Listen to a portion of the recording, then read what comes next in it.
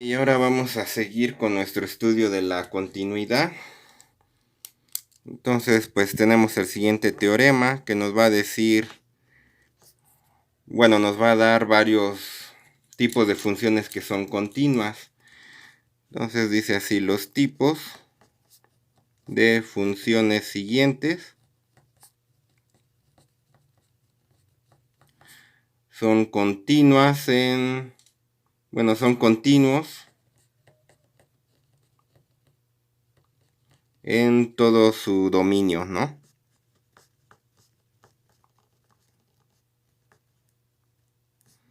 Que todas las funciones que voy a poner son continuas en sus dominios, ¿no? Una, pues ya habíamos dicho, los polinomios. Otra, pues son las funciones racionales. O sea, un polinomio entre otro. Otras, pues son las funciones raíz. Otras, pues son las funciones trigonométricas.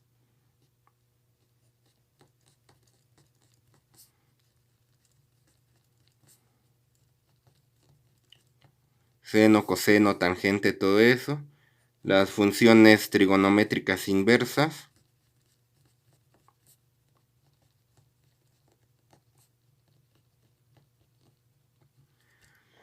O sea, arcoseno, arcocoseno, arcotangente, etcétera. Las funciones exponenciales.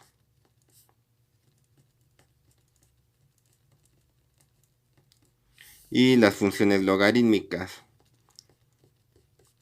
Si la función está definida en ese número, la función va a ser continua si pertenece a alguno de estos grupos. Si, por ejemplo, podríamos preguntarnos en dónde es continua.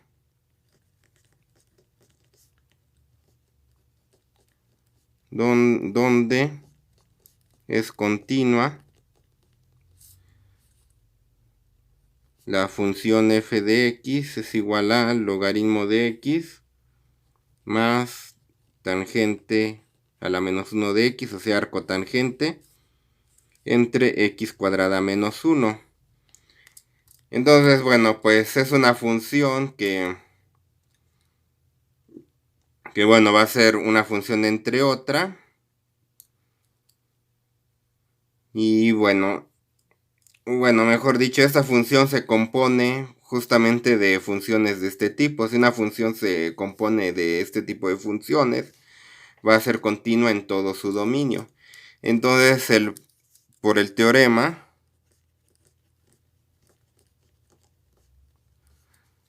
lo que tenemos que hacer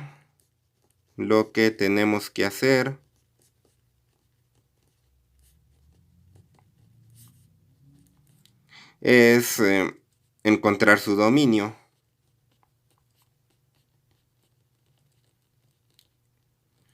Ok, entonces el dominio, bueno, a veces lo poníamos así, ¿verdad? El dominio del logaritmo de x, bueno, vamos a ponerlo así, pues era igual, podíamos calcular el logaritmo solamente que estuviéramos a la derecha del cero, ¿no? O sea, solamente que fuera positivo, ¿verdad?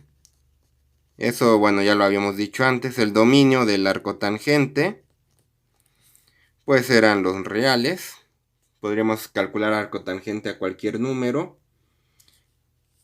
Y luego el dominio de x cuadrada menos 1, pues es todo, ¿verdad?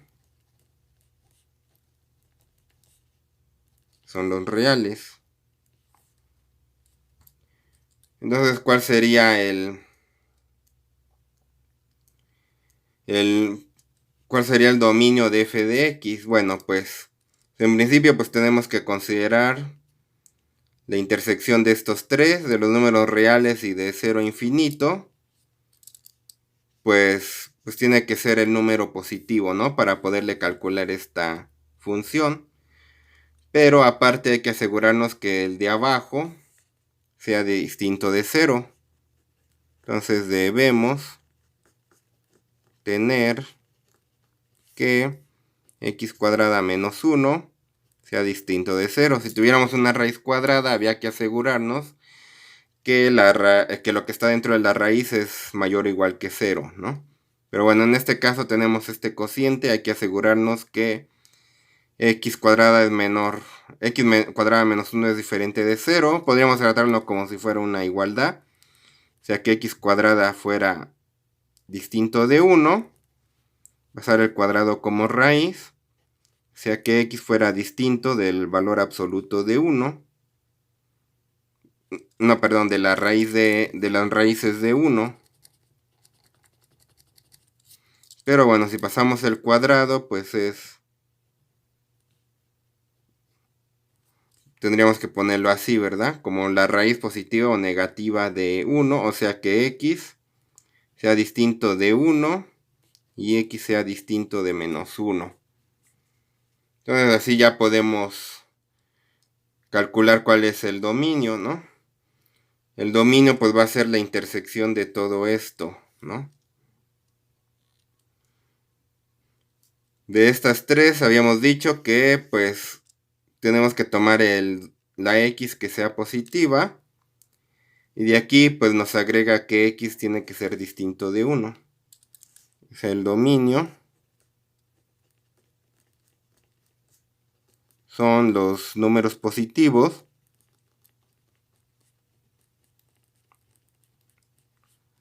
distintos de 1, ¿no? O sea, si lo queremos expresar pues en lenguaje matemático, entonces el dominio de f de x, o sea, todos distintos de 1, pues sería del 0 al 1, unión del 1 a infinito. Pero ya no me va a caber ahí, mejor lo paso acá abajo.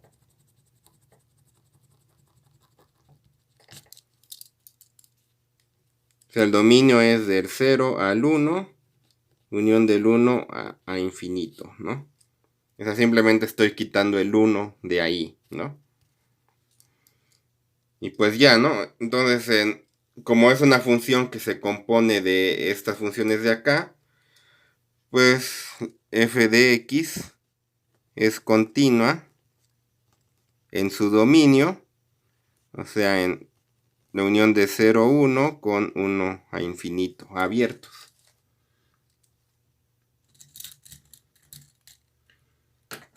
Y bueno,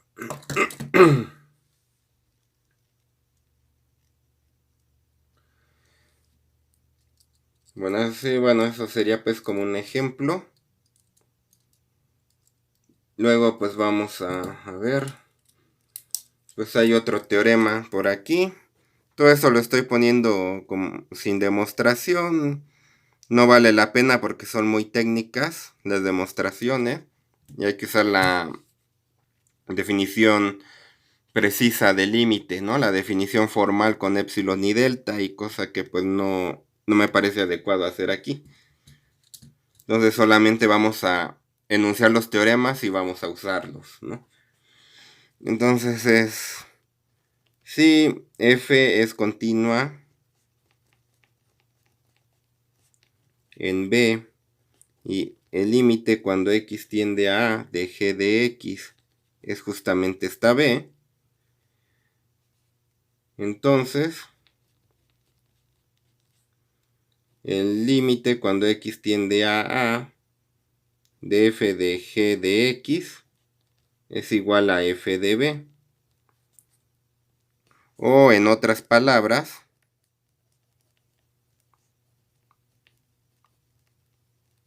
o sea, si es continua, lo que nos dice es lo siguiente. Si quiero calcular el límite cuando x tiende a A de f de g de x, si la función f es continua, lo que me dice es que el símbolo de límite lo puedo meter a la función de esta manera. Puedo hacer ese intercambio, ¿no? De f con el símbolo de límite. Ok, bueno, ese es un teorema pues importante, ¿no? Para poder calcular límites. Entonces vamos a ver un ejemplo de cómo aplicamos esto en un límite. Entonces es el ejemplo. Dice evaluar pues el límite cuando x tiende a ¿qué? A 1 de la arcotangente. No, perdón, del arcoseno.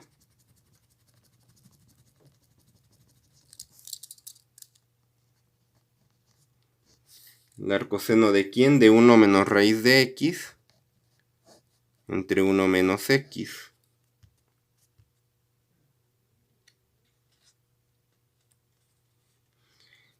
Y bueno, lo que nos dice el teorema anterior, que bueno, el arcoseno pues es una función trigonométrica inversa, entonces es continua. Y lo que nos dice este teorema es que que como el arcoseno es continuo, puedo meter el límite adentro de la función. Entonces, bueno, pues lo voy a poner aquí. Entonces este límite pues resulta ser el arcoseno del límite cuando x tiende a 1 de 1 menos raíz de x entre 1 menos x. Todo se reduce a encontrar el límite de aquí adentro.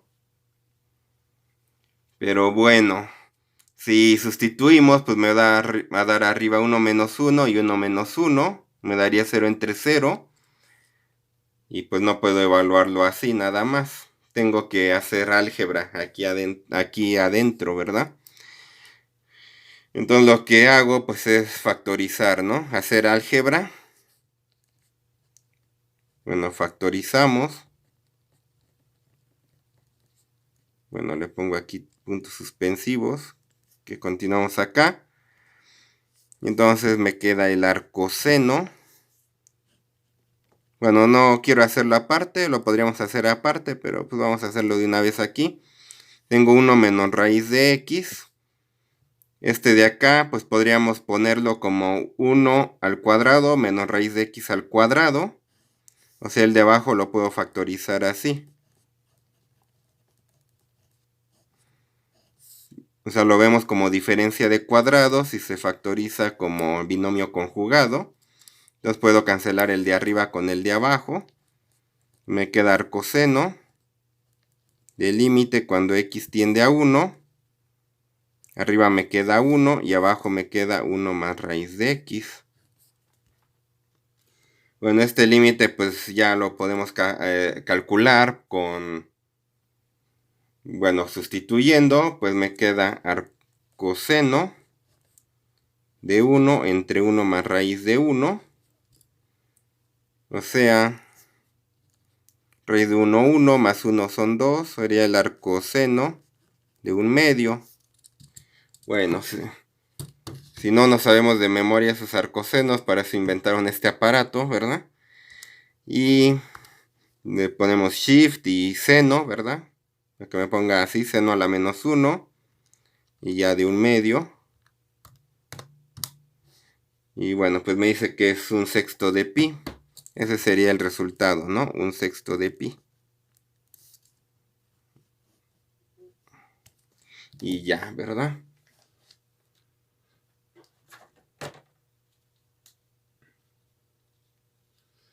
Y bueno, pues es como una aplicación también de esta propiedad de que la continuidad me permite intercambiar el límite con la función. Como una aplicación, pues está el siguiente teorema.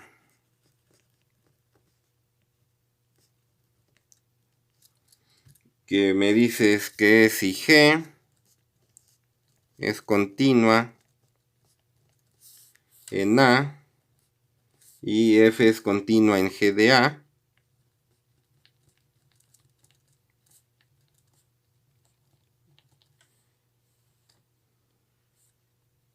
entonces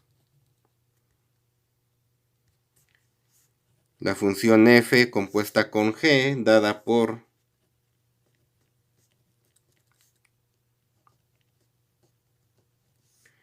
o sea, si se la aplico a x, pues es de esto, ¿no? Lo que siempre hemos hecho. O sea, nomás como que aclaramos que esto significa esto. Entonces bueno, la composición es continua en A también, ¿no?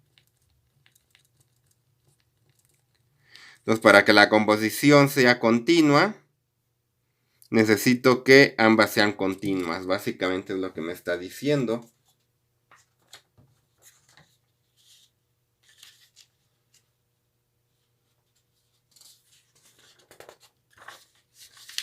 Y bueno, ¿cómo podríamos ver esto? Pues creo que pues no es muy difícil, ¿verdad? Vamos a ver la demostración. A ver si sale, ¿verdad? O sea, la demostración de esto pues sería algo así, ¿no? Quiero que sea continua en A, entonces tengo que calcular el límite cuando x tiende a A de f composición g de x. O sea, pues es el límite cuando x tiende a A de f de g de x. Como f es continua, en g de A puedo meter el límite adentro de la función. Entonces obtengo esto. Y bueno, como g es continua en A, por definición de continuidad, pues tengo que el límite cuando x tiende a de g de x, pues es simplemente evaluarla. Entonces es f de g de A. Entonces este límite pues resultó ser lo mismo que evaluar y por lo tanto es continua en A. Por lo tanto es continua en A. Ok, o sea, pues no es nada nuevo, simplemente vamos metiendo el límite adentro de las funciones. Digamos, es la enseñanza de esto, ¿no? De este teorema y pues obviamente eso nos da funciones, muchas más funciones continuas, ¿no? Que igual, bueno, podríamos ver pues más después, ¿no? Hay un teorema también algo importante aquí, del que no vamos a dar demostración, porque es muy técnica.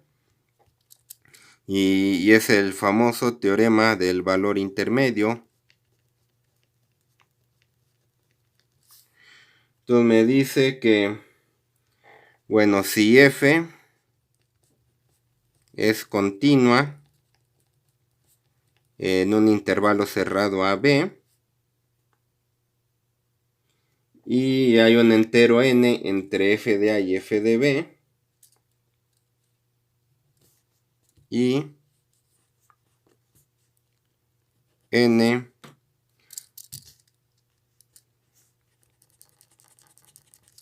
es un entero, es un número entre f de a y f de b. Entonces f de b es menor que un número n y menor que f de b. Y aquí pues ya estoy presuponiendo que f de a y f de b son distintos. O sea, si f es continua en este intervalo y hay un número acá adentro, entonces existe un número c, un c que está entre a y b, tal que f de c es igual a n.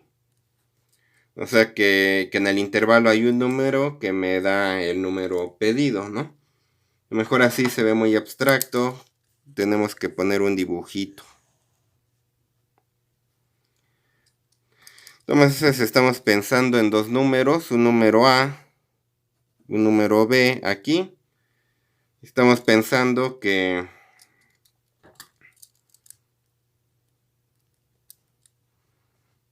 aquí pues tiene un valor f de a, y que por acá tiene un valor f de b. Y bueno, estoy suponiendo que hay un número aquí en medio, n. Bueno, no tiene por qué estar a la mitad. un número n, lo vamos a trazar como una recta, así, bueno, supongamos que está horizontal. Y básicamente lo que el teorema de valor intermedio me dice es que la función, como no voy a despegar el lápiz del papel al trazar de aquí a aquí, en algún momento me va a cruzar esta recta de aquí, ya que un punto está de un lado y el otro está del otro. O sea, no importa cómo trace la curva, si no despego la pluma del papel, pues va a cruzar en algún momento, ¿no? Este momento donde cruza, pues es el C. ¿Ok?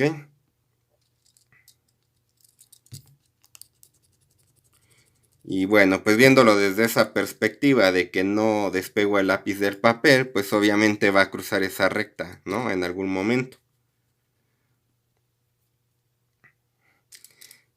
En algún momento, pues entre este intervalo, ¿no? Y eso pues tiene algunas aplicaciones que, bueno, se supone que se ven en un curso de métodos numéricos. Pero igual podríamos, pues ya desde aquí, ¿no? Decirlas. Vamos a poner un ejemplo.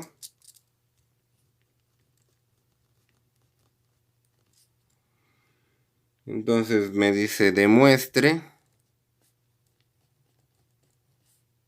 que existe una raíz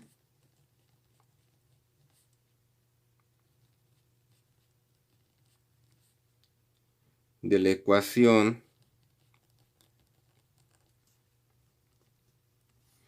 que me dice 4x cúbica menos 6x cuadrada más 3x menos 2 igual a 0. Y me dice que entre 1 y 2. Bueno, en sí, ¿qué es lo que me está diciendo esto? Pues que aplique pues algo así, que aplique esto pues en el 1 y en el 2. A ver, para empezar, ¿qué es una raíz de la ecuación?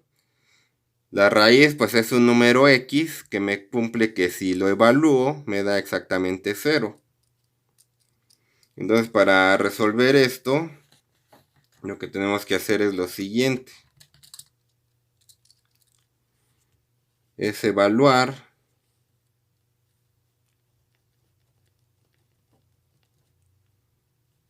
o sea, bueno, evaluamos f de 1 y f de 2, a ver qué es lo que pasa.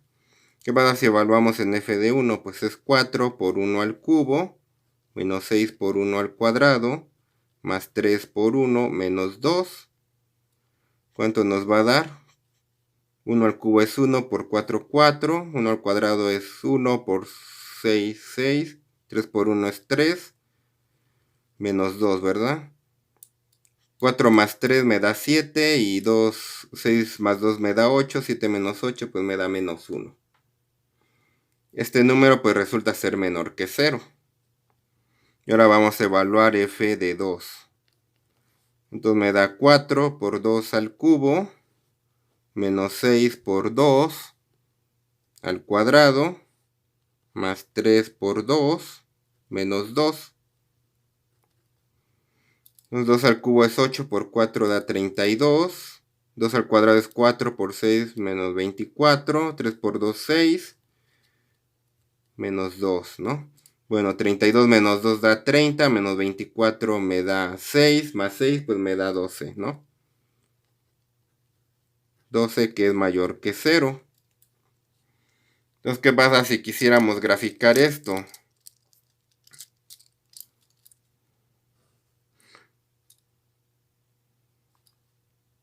Bueno, la verdad no sé cómo es la gráfica aquí. No me puse a graficarla bien. Pero lo que me dice esto es que en menos 1, perdón, en el valor 1,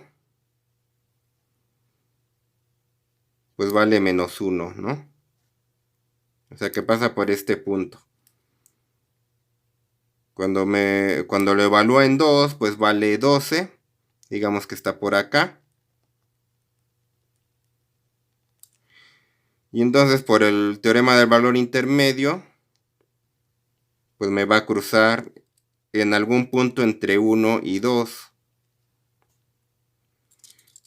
¿Ok? O sea, justo porque comprobé que, que en 1 pues es menor que 0 y en 2 es mayor que 0. Podría igual haber salido al revés y pues sale lo mismo, ¿no?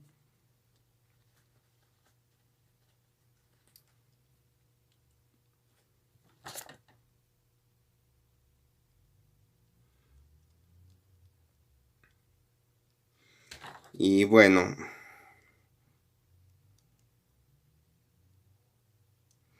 y a lo mejor aquí fue algo que puse mala. Bueno, aquí en el teorema esto podría estar al revés, ¿no? O f de A mayor que n mayor que f de B. Ok, podría pasar cualquiera de las dos cosas, ¿no? A eso, digamos, es a lo que me refiero, es a lo que me refiero cuando digo que lo copié un poco mal, ¿no? Podría estar así o podrían estar al revés, ¿verdad? F de A mayor que n mayor que f de B y el resultado pues va a ser el mismo. Cuando están al revés, pues quiere decir que va bajando, ¿no? La curva. F de A está acá arriba, F de B está acá abajo y pues igual en un momento van a cruzar. Entonces lo que tenemos que hacer en un ejercicio como este es evaluar en uno, ver que me da un signo, evaluar en otro y pues ver que me da el otro signo. Aquí me dio menor que 0, acá me dio mayor que 0. Entonces por el teorema del valor intermedio, por el teorema,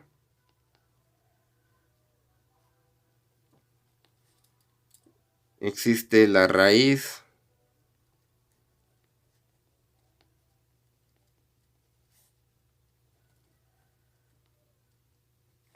en este intervalo, ¿verdad? AB, pero que se llama de 1 a 2, ¿verdad?